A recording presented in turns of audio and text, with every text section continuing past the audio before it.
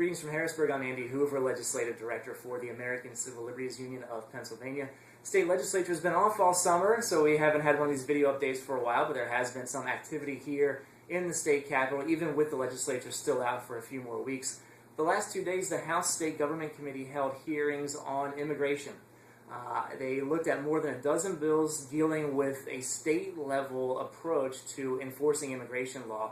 The bills are opposed by the ACLU across the board, and we had a number of very effective witnesses testifying on our side over these 2 days. We had a fruit farmer from Biglerville in Adams County.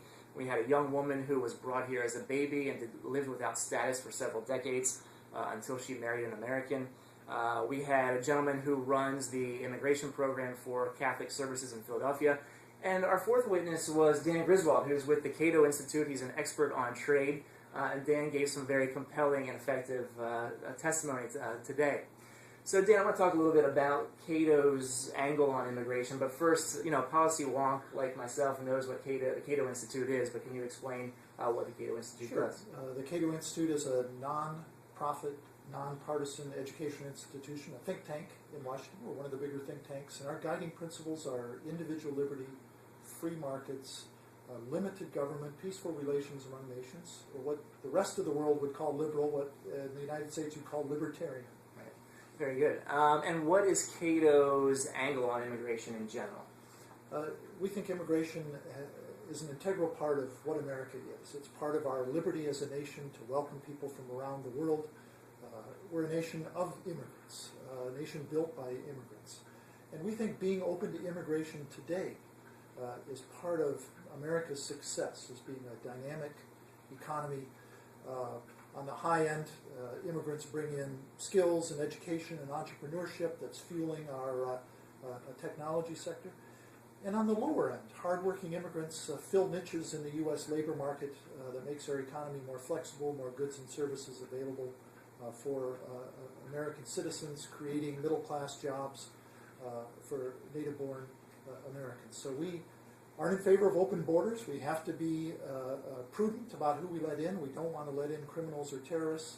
But if people just want to come here and work hard and build a better life, as our ancestors did, we should have a legal channel for them to do so. Yeah, we thought your perspective was really important because you expect the ACLU and the Catholic Church and some of the other faith groups to be there speaking from our perspective. But you're coming at it from a different angle. You're coming at it about trade and about economics. And you're taking what could be considered a conservative position.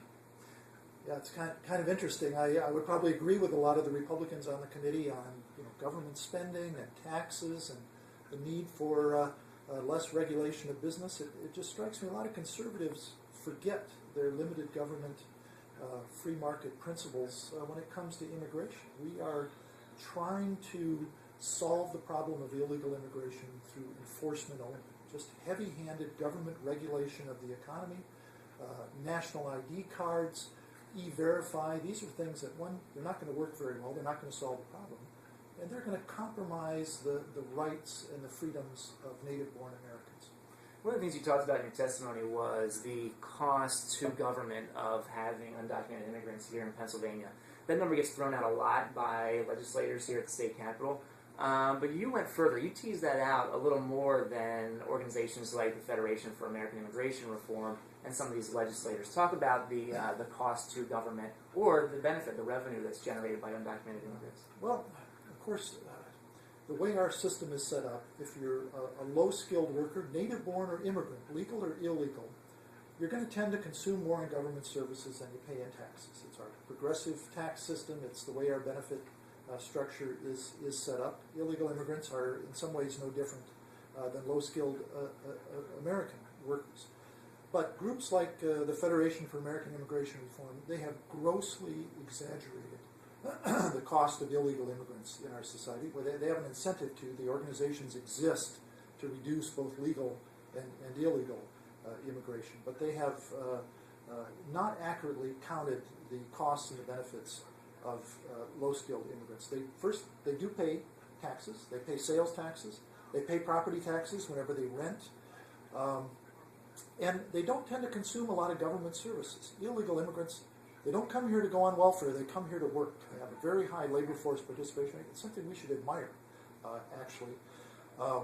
Their work ethic, they don't want to collect welfare, and I don't think they should be entitled to a broad panoply of welfare benefits. So I think the best calculations, the Comptroller of Texas, State Comptroller of Texas, 2006 did, I think, a very authoritative study that found there was a cost to the state and local government there, but it was offset by large gains to the economy from the flexibility that these low-skilled workers bring, the important sectors of the economy like agriculture, restaurants and hotels, retail, construction, that are they're able to grow and better serve their customers because these low-skilled immigrants are low.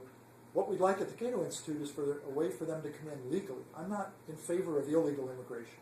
I'm in favor of legal immigration, and let's make that available to low-skilled immigrants as well as we have for high-skilled immigrants and people closely related to Americans. You know, that cost issue, often most of that cost comes from children born to at least one undocumented parent. And you talked about how those children are going to go on to have positive impacts, both in government revenue and also in the economy. Yeah, the way groups like FAIR can really jack up the alleged costs of illegal immigration is by counting the costs of educating their children. Well, a couple of problems with that. One, I think we heard today, 3/4 of those children and more are American citizens. It's in the Constitution, the 14th Amendment. You're born in the United States, you're an American citizen. We should welcome them. Education is an investment. You know, I look at a state like Pennsylvania. Your share of the population in K-12 education is the same as it was 20 years ago, so there hasn't been this burst of kids in K-12. It's the 4th lowest in the nation. The question the legislature should be asking is, where are your future workers and taxpayers going to come from? Instead of trying to turn the screws on the families of these kids that are going through your school system, you should look at how better they can be better educated and prepared to fill the jobs in Pennsylvania for today and tomorrow. Of course, the solution has to be on a national level. We need to have comprehensive immigration reform at the national level, a robust temporary worker program, some kind of path to legalization for those who are here. It's not going to be amnesty. They'll pay a fine, they'll pay back taxes, go through a security check, get in line, the end of the line if they want to have permanent legal status. But that would be far preferable than having this underground population living in the shadows, afraid to talk to law enforcement. We don't know who they are. We'd be much better off, the immigrants, native-born people in Pennsylvania, would be much better off if these people were legalized and not living as criminals. Well, Dan, we appreciate the fact you came up to Harrisburg and left Washington to join us here at the state capitol. We appreciate your perspective. We think that all the different angles around immigration have to be out there and discussed, and you've certainly provided some additional information beyond what we might provide as the ACLU, so I appreciate it. My pleasure. State legislature will be back at the end of this month. The state senate returns September 19th. The House returns September 26th. We'll be working on this issue and a lot of other issues, so make sure you stay in touch through our website, Facebook, blog, and Twitter. Thanks for checking out the video update. We're here at the state capitol because freedom can't protect itself.